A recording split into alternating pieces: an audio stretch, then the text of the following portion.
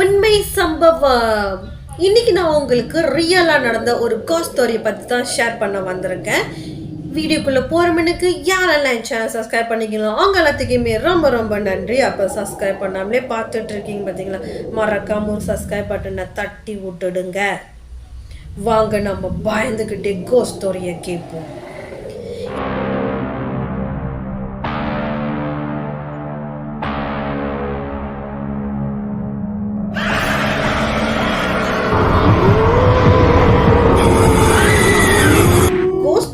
சொன்னவங்க பேரு வந்து டேவி.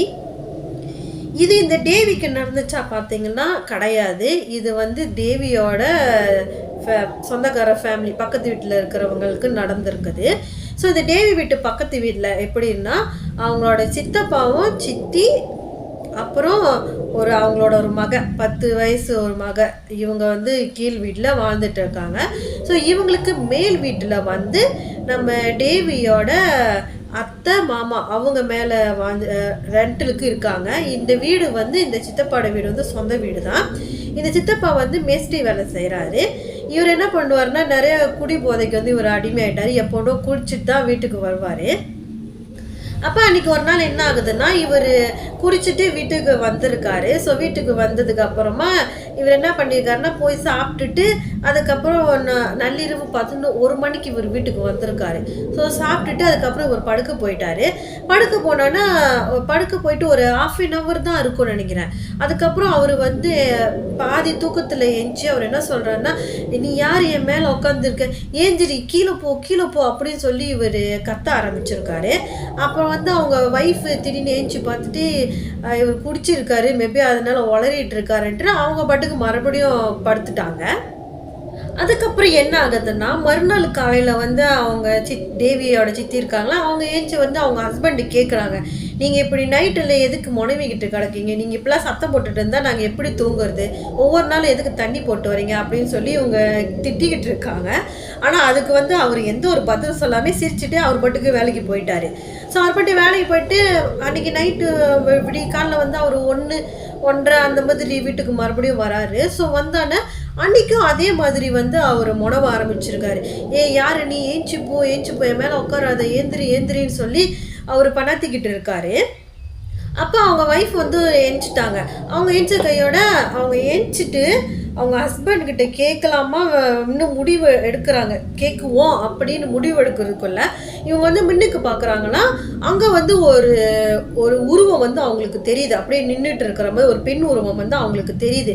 அப்போ இவங்க நினச்சிட்டாங்க அவங்க பிள்ளை தான் ஏதோ தண்ணி குடிக்க போயிருக்கோ அப்படின்ட்டுன்னு அந்த பிள்ளைகிட்ட சொல்கிறாங்க, அம்மா சீக்கிரம் வந்து படுவா அப்படின்னு சொல்லி கூப்பிட்றாங்க. ஆனால் அந்த பிள்ளை வந்து பக்கத்தில் தான் படுத்துருக்கு. லெஃப்ட் சைட்லேருந்து அவங்களுக்கு வாய்ஸ் வருது, அம்மா நான் இங்கே தான் படுத்துருக்கேம்மா, என்னத்துக்குமா திரும்பி வான்னு சொல்லி கூப்பிட்றீங்க அப்படின்னு சொல்லி அந்த பிள்ளையும் அப்படியே ஏஞ்சி பேசுது. இவங்களுக்கு பயங்கர ஷாக் ஆயிடுச்சு. அப்படியே இவங்க திரும்பி பார்க்குறாங்க, அவங்க பிள்ளை அவங்க பக்கத்தில் தான் படுத்துருக்கு. அப்போது இவங்களுக்கு என்ன பண்ணுறது இல்லை. அப்போ அங்கிட்ட யார் இருக்கா அப்படின்னு சொல்லி அந்த சைடு திரும்புகிறாங்க. அந்த முன்னுக்கு பார்த்தாங்கல்ல கதவு பக்கத்தில், அங்கே பார்க்குறாங்க, அங்கே அந்த உருவம் டக்குன்னு மறைஞ்சி போயிடுச்சு. ஸோ இதை பார்த்தானா அவங்களுக்கு பயங்கர ஷாக் ஆச்சு. ஆனால் இந்த டேவியோட சித்திக்கு வந்து ரொம்ப தைரியசாலின்னு தான் சொல்லியிருக்காங்க. அவங்க வந்து ரொம்ப தைரியசாலியா, அவங்க தைரியமான லேடினால அப்போ இதை வந்து பெருசு படுத்தாமல் அவங்க மகிட்ட சொல்கிறாங்க, ஒன்றும் இல்லைம்மா நீ படு அப்படின்னு சொல்லி அவங்க மகளை படுக்க வைக்கிறாங்க. அவங்க ஹஸ்பண்ட்கிட்டயும் இவங்க வந்து ஒன்றுமே சொல்லலை. ஆனால் இதை பற்றி அவங்க யோசிச்சுக்கிட்டே அந்த நைட்டு ஃபுல்லாக அவங்களால தூங்க முடியல. எப்படி நடந்துச்சு, யாராக இருக்கும் அப்படின்னு சொல்லி இவங்க வந்து அப்படியே குழம்பிக்கிட்டே இருக்காங்க. இவங்க இதை பற்றியெல்லாம் நினச்சிக்கிட்டு தூங்கவே இல்லை, அப்படியே முழிச்சிட்டு இருந்திருக்காங்க. ஸோ மறுநாள் காலையில் வந்து அவங்க ஹஸ்பண்ட்கிட்ட கூட இவங்க சொல்லலை. ஸோ இவங்க என்ன முடிவு எடுக்கிறாங்கன்னா, இவர் வேற எப்போ பாரு 1:30 மணிக்கு 2 நாளாக வந்துட்டு இருக்காரு. ஸோ இவருக்கும் அந்த உருவத்துக்கும் ஏதோ சம்மந்தம் இருக்குமோ அப்படின்ட்டுன்னு இன்னைக்கு நைட்டு எப்படியாவது கன்ஃபார்ம் பண்ணிடணும் அப்படின்னு நைட்டுக்காண்டி இவங்க வெயிட் பண்ணிட்டு இருக்காங்க. ஸோ அன்றைக்கி நைட்டும் வந்துடுச்சு. அந்த நைட்டு என்ன ஆகுதுன்னா இவங்களும் அவங்க பிள்ளையும் படுக்கிறதுக்கு போகிறாங்க. ஸோ இவங்க வந்து தூங்குற மாதிரி அப்படியே கண்ணை மூடி நடிச்சிட்டு இருக்காங்க. ஸோ அவங்க மகளும் தூங்கிட்டாங்க. அப்போ இவங்க வந்து வெயிட் பண்ணிகிட்டே இருக்காங்க. அவங்க ஹஸ்பண்டும் நார்மலாக வராரு. அவர் பாட்டுக்கு குளிச்சுட்டு சாப்பிட்டுட்டு ரூமில் படுக்க வராரு. ஸோ படுத்து ஒரு 1/2 hour சென்று அவர் வந்து 2 நாள் எப்படி முனவுறானோ அதே மாதிரி முனவ ஆரம்பிச்சிருக்காரு. ஸோ இவங்க வந்து தூங்கலை, இவங்க நடிச்சிட்டு தான் இருக்காங்க. அவங்க அப்படியே லைட்டாக அப்படியே கண்ணை திறந்து பார்க்குறாங்க. ஸோ லைட்டாக கண்ணை திறந்து பார்த்தோன்னே இவங்களுக்கு பயங்கர ஷாக்கு. என்னன்னா அவங்க ஹஸ்பண்ட் மேலே வந்து ஏதோ ஒரு பொம்பளை வந்து ஒரு உருவம் வந்து நெஞ்சு மேலே ஏறி உக்காந்து அமுத்துது அவரை போட்டு. இப்படி ஊன்னு ஒரு சத்தம் கேட்டு அமுத்திக்கிட்டு இருக்கு. அவரும் வந்து முனவுறாரு, என்னை விட்டுடு, எட்ட போ ஏஞ்சி போ அப்படின்னு சொல்லி அவர் முனவிட்டு இருக்காரு. அப்போ உடனே இவங்க என்ன பண்ணாங்கன்னா அந்த பெண் உருவத்தை பார்த்து கண்டா மாதிரி கெட்ட வார்த்தையில திட்டுறாங்க. இப்போ நார்மலாக சொல்லுவாங்க பார்த்தீங்களா, பேயெல்லாம் அட்டாக் பண்ணிச்சுன்னா கெட்ட வார்த்தையில் பேசினா ஓடி போயிடுவேன்ட்டுன்னு. அந்த மாதிரி அவங்களும் கட்ட வார்த்தையை திட்டுனான அந்த பேய் என்ன பண்ணிருச்சுன்னா வேகமாக ஓடி அவங்க ரூம் கதவு வந்து லைட்டாக திறந்தா வச்சுருப்பாங்களாம். ஸோ அந்த கதவை வேகமாக தள்ளி விட்டு வேகமாக கத்திக்கிட்டே ஓடுது அது. ஸோ அந்த கதவை தாண்டி அது வேகமாக ஓடுனோன்னா அது என்ன பண்ணிடுச்சுன்னா நல்லா மேலே ஒரு படி இருக்குதுல்ல, அந்த படியை வந்து வேகமாக ஏறி போகுது. இப்போ இவங்க என்ன பண்ணுறாங்கன்னா இவங்களும் வேகமாக அதை ஃபாலோ பண்ணி பின்னாடி போயிட்டு கெட்ட வார்த்தையில் திட்டிக்கிட்டே அதை பின்னாடி ஃபாலோ பண்ணிட்டு இன்னும் மேலே போகிறாங்க. அதுக்கும் மேலே வந்து மொட்டை மாடி. ஸோ அந்த சைட்லேயும் இவங்க மேலே போகிறாங்க. என்னோட படியில் ஒரே சத்தமாக இருக்குன்ட்டுன்னு இந்த ஹஸ்பண்ட் ஒய்ஃப் இருக்காங்களே, அது ஆமா அத்தை இருக்காங்களா, ஸோ அவங்களுக்கு வந்து விளங்கிருச்சு, என்ன யாரும் படியில் வேகமாக ஓடுற மாதிரி சத்தம் கேட்குது அப்படின்ட்டுன்னு அவங்களும் கதவு திறந்து வெளியில் வராங்க. வெளியில் வந்து பார்த்தா இவங்க வந்து கெட்ட வார்த்தையில் திட்டிக்கிட்டு மேலே ஏறி போகிறத பார்த்துருக்காங்க. ஸோ இவங்களும் அவங்க பின்னாடி ஃபாலோ பண்ணி போகிறாங்க. ஸோ போனோன்னா அப்போ அங்கே போயிட்டு அவங்க கேட்குறாங்க, என்னாச்சு, ஏன் இப்படி பேசிகிட்டு இருக்கீங்க, என்னாச்சு அப்படின்னு சொல்லி கேட்டானா அப்போ நடந்த எல்லா விஷயத்தையுமே அவங்க அந்த சித்தி இருக்காங்களா, டேவியோட சித்தி, அவங்க வந்து ஷேர் பண்ணிகிட்டு இருக்காங்க. அதுக்கப்புறம் இவங்க 3 பேர் மேலே போனாங்கல்ல மொட்டை மாடிக்கு. ஸோ அங்கே போய் தேடி பார்க்குறாங்க. சரி இவங்க சொன்னதுக்கப்புறம் எங்கே யாராவது இருக்காங்களா பொம்பளால் அப்படின்னு சொல்லி அங்கிட்ட இங்கிட்ட தேடி பார்க்குறாங்க. ஆனால் யாருமே இல்லை. அப்புறம் தான் அவங்க 3 பேருமே முடிவு எடுக்கிறாங்க, ஒரு பொம்பளையாக இருந்தாக்கா மொட்டை மாடியிலேருந்து கீழே விழுந்துச்சுன்னா மண்டையை போட்டுருவாங்க கண்டிப்பாக. இது கண்டிப்பாக அமானுஷமாக ஏதோ ஒரு ஆவி பண்ண வேலையாக தான் இருக்கும் அப்படின்னு சொல்லி இவங்க எல்லாமே முடிவு பண்ணுறாங்க. அதுக்கப்புறம் என்ன ஆகுதுன்னா அந்த ஃபர்ஸ்ட் ஃப்ளோரில் இருக்காங்களா, அப்போ அவங்க உடனே சொல்கிறாங்க, அக்கா நாங்கள் வாடகைக்கு தான் இருக்கோம், இப்படின்னா எங்களுக்கு ரொம்ப பயமாக இருக்குது அப்படின்னு சொல்கிறாங்க. அப்போ உடனே டேவியோட சித்தி சொல்கிறாங்க, அதெல்லாம் ஒன்றும் இருக்காது, நீங்கள் கவலைப்படாதீங்க, போய் படுங்க, நாளைக்கு பார்த்துக்கு பேசிக்கலாம் அப்படின்னு சொல்லிட்டு அவங்களும் படுக்க போயிட்டாங்க, இவங்களும் படுக்க போயிட்டாங்க. மறுநாள் காலையில் அந்த சித்தி இருக்காங்களா, அவங்க என்ன பண்ணுறாங்கன்னா அவங்க ஹஸ்பண்ட் கிட்ட வந்து நடந்த எல்லா விஷயத்தையுமே சொல்லிவிட்டு அவங்க சொல்கிறாங்க, இன்றைக்கி நீங்கள் வேலைக்கு போக வேணாம், இந்த பேய் ஓட்டுறவங்க கூப்பிட்டு நம்ம வீட்டில் வந்து கொஞ்சம் செக் பண்ணுவோம் பார்ப்போம் அப்படின்னு சொல்லியிருக்காங்க. அதுக்கப்புறம் அவங்களுக்கு தெரிஞ்சவங்க கிட்டலாம் விசாரித்து நம்பரு கலெக்ட் பண்ணி நடந்த எல்லா விஷயத்தையுமே சொன்னதுக்கப்புறமா அந்த மாந்திரவாதி இருக்குவாங்கள அவங்க வீட்டுக்கு வராங்க. ஸோ அவங்க வீட்டுக்கு வந்துட்டு அந்த பூஜையெல்லாம் செய்வாங்களே, ஸோ அதெல்லாமே ப்ரிப்பேர் பண்ணுறாரு. ஸோ அது ப்ரிப்பேர் பண்ணும்போதே அவருக்கு தெரிஞ்சிச்சு இங்கே வந்து ஏதோ ஒரு ஆத்மா இருக்குது அப்படின்ட்டுன்னு. ஸோ ப்ரிப்பேர் பண்ணிவிட்டு அவர் என்ன பண்ணுறாருன்னா அந்த பேயை வந்து அங்கே வர வைக்கிறாரு. அந்த ஆத்மாவை அங்கே வர வச்சு அதுக்கு என்ன வேணும் அப்படின்னு சொல்லி பேசலாம் அப்படின்னு சொல்லிட்டு அந்த சில மந்திரங்கள்லாம் அவர் பண்ணிகிட்ருக்காரு. ஸோ அவர் மந்திரம் பண்ண ஆரம்பித்து ஒரு 5 நிமிஷம் சென்று என்ன ஆகுதுன்னா அந்த ஆத்மா இருக்குல்ல, அந்த ஆத்மா வந்து இந்த சித்தி ஹஸ்பண்ட் உடம்புல வந்து பூந்துருச்சு. ஸோ அவர் உடம்புல பூந்தானே இவங்க வந்து ரொம்ப ஷாக்கிங்காக பார்த்துட்டு இருக்காங்க. ஐயோ இத்தனை நாள் பணாத்திட்டு இருந்தாரு, இப்போ இவருக்குள்ளேயே அந்த ஆத்மா பூந்துருச்சே அப்படின்னு சொல்லி பயந்துட்டு இருக்காங்க. ஸோ பார்த்துட்டு இருக்காங்க என்னதான் பண்ண போகுது அந்த பேய் அப்படின்ட்டுன்னு. அப்போ உடனே அந்த மாந்திரிகவாதி இருக்கால, அப்போ அவர் உடனே கேட்குறாரு, நீ யார், உனக்கு என்ன வேணும், எதுக்காக இங்கே வந்திருக்க அப்படின்னு சொல்லி கேள்விகளை கேட்குறாரு.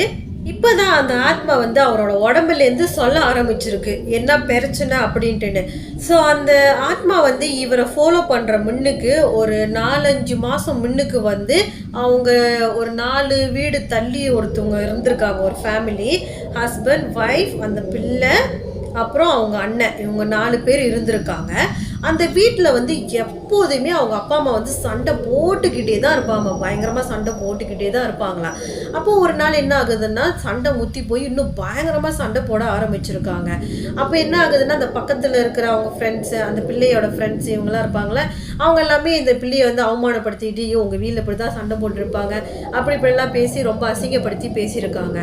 அன்றைக்கி இரவு என்ன நடக்குதுன்னா அந்த அப்பா அம்மா வந்து இன்னும் பயங்கரமாக சண்டை போட ஆரம்பிச்சிருக்காங்க. ஸோ இது எல்லாமே அந்த பிள்ளைனால ஏற்றுக்க முடியாதனால இந்த பிள்ளை என்ன பண்ணியிருக்குன்னா அவங்க அம்மா வந்து தூக்கம் வராதனால அந்த தூக்கு மருந்து போட்டு தூங்குவாங்களாம். அப்போ உடனே இந்த பிள்ளை வந்து என்ன பண்ணிச்சு, அந்த தூக்கு மருந்தை நிறைய எடுத்து இது வாயில போட்டுக்கிட்டு மண்ணெண்ணெயை மேலே ஊற்றி அந்த ரூமில் போயிட்டு மண்ணெண்ணெய் மேலே ஊற்றிட்டு கொளுத்தி அந்த ரூமில் கத்தி கதறிக்கிட்டு இருந்திருக்கு.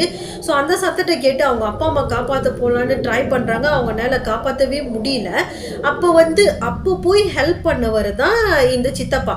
இந்த சித்தப்பா என்ன பண்ணிட்டாருன்னா, இவர் போயிட்டு அந்த கதவை உடச்சி அந்த பிள்ளையை காப்பாற்றலாம் சொல்லி அந்த போர்வையை எடுத்து அந்த பிள்ளை மேலே போடுறாரு. 90% அவங்க உடம்பு வந்து எரிஞ்சு போச்சு. ஸோ அதுக்கப்புறம் அந்த பெண்மணி வந்து இவரோட மடியில் உளுந்து அவரை பார்த்துக்கிட்டே தான் இறந்து போயிருக்காங்க. இது எல்லாமே அந்த ஆத்மா வந்து சொல்லிக்கிட்டு இருக்கு இவரோட உடம்புல பூந்து. எங்கள் அப்பா அம்மா வந்து இந்த மாதிரி சண்டை போட்டுகிட்டே இருப்பாங்க, அது தாங்க முடியாமல் தான் நான் இறந்து போயிட்டேன் அப்படின்னு சொல்லிட்டு இருக்கு. அதுக்கப்புறம் அந்த ஆத்மா என்ன சொல்லுதுன்னா, எனக்கு இந்த வீட்டில் தங்குறதுக்கு ஒரு சின்னதாக ஒரு இடம் கொடுங்க, ஏன்னா எனக்கு எங்கேயும் இடம் இல்லை, நான் இங்கே தங்கிக்கிறேன், நான் யாரையுமே டிஸ்டர்ப் பண்ண மாட்டேன் அப்படின்னு சொல்லி அழுதுகிட்டே கேட்குது. இந்த டைமில் உங்களுக்கு வந்து ஒரு கேள்வி வரலாம், ஏன் அந்த பிள்ளை வந்து அவங்க வீட்டிலே போய் தங்க வேண்டித்தானே அப்படின்ட்டுன்னு.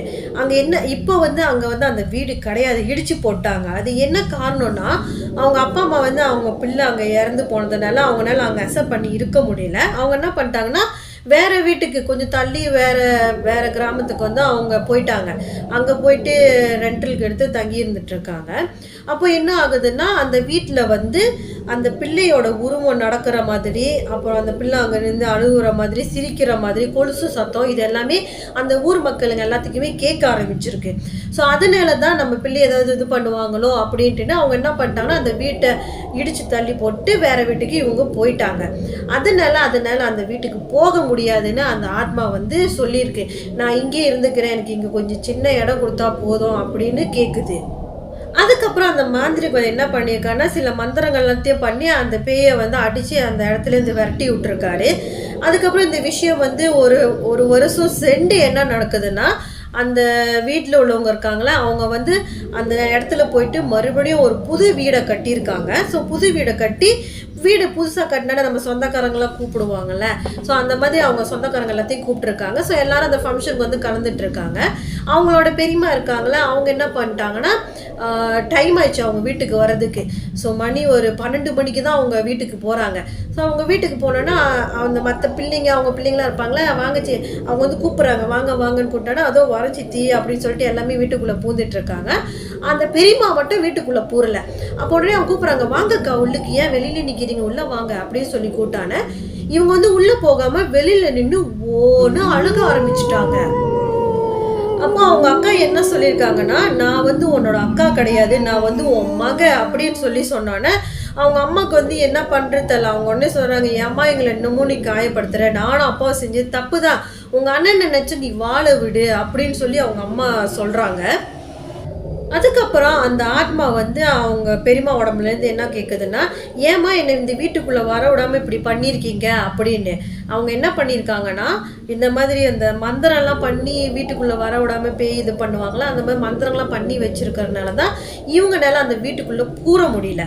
அப்போ உடனே அவங்க அம்மா சொல்கிறாங்க, நீ இங்கே இருக்க வேண்டியது கிடையாது, நீ உன்னோட உலகத்துக்கு நீ போகணும், எங்களை வாழ விடு, நீ போயிரு அப்படின்னு சொல்லி அழுந்துக்கிட்டே அவங்க அம்மா பேசுகிறாங்க. அதுக்கு உடனே அந்த மகன் என்ன சொல்கிறாங்கன்னா, சரிம்மா நான் கேட்குறேன், எனக்கு ஒன்று நீங்கள் செய்யுங்க, அதுக்கப்புறம் நான் உங்களை டிஸ்டர்ப் பண்ண மாட்டேன், நான் பாட்டுக்கு போயிடுவேன் அப்படின்னு சொல்லுது. அப்போ அவங்க அம்மா உடனே என்னம்மா உனக்கு செய்யணும் சொல்லு அப்படின்னு சொல்லி கேட்டானே, இவங்க வந்து சொல்கிறாங்க, இந்த மாதிரி இவங்களை கூட்டிகிட்டு போய் ஒரு இடத்துல உடம்பை வச்சு எரிச்சாங்களே, அந்த இடத்துக்கு போய் வெள்ளி கொலுசை வச்சு எரிச்சிருங்க, அது வெள்ளி கொலுசு அப்படின்ட்டு திரும்பி எடுத்து வந்துடாதீங்க, அதை எடுத்துட்டு நான் போயிடுவேன் அப்படின்னு சொல்லியிருக்காங்க. அந்த ஆத்மா சொன்ன மாதிரி ஸோ இவங்களும் கொலுசெல்லாம் வச்சு எரிச்சிட்டு வந்துட்டாங்க. ஸோ மறுநாள் காலையில் வந்து இவங்க போய் பார்க்கலாம், அந்த கொலுசு அங்கே இருக்கா இல்லை அந்த பிள்ளை எடுத்துகிட்டு போச்சா அப்படி சொல்லி பார்ப்போன்ட்டுன்னு இவங்க போய் பார்க்குறாங்க. ஸோ பார்க்குறாங்க, அங்கே வந்து அந்த கொலுசு இல்லை, அந்த ஆத்மா வந்து அந்த கொலுசை எடுத்துகிட்டு போச்சுன்ட்டுன்னு அவங்க நினச்சிருக்காங்க.